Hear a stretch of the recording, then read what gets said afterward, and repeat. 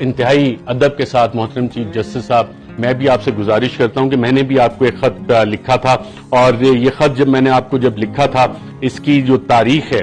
وہ تاریخ ہے معزز چیف جسٹس صاحب 12 جولائی 2022، اور اس پر جو رجسٹرار تھے یہ ریسیو بھی ہوا تھا، اور سپریم کورٹ رپورٹر ایسوسی ایشن کے جو صدر ہیں انہوں نے مجھے بتایا کہ آپ کے دفتر میں انہوں نے یہ ڈیلیور بھی کر دیا تھا، اور اس خط میں میں نے آپ کو معزز چیف جسٹس صاحب کو ناظرین بتایا تھا، اور یہ میں آپ کے سامنے اس خط کا یہ عکس رکھ رہا ہوں کہ میرے پاس انتہائی معتبر ذرائع سے یہ معلومات آئی ہیں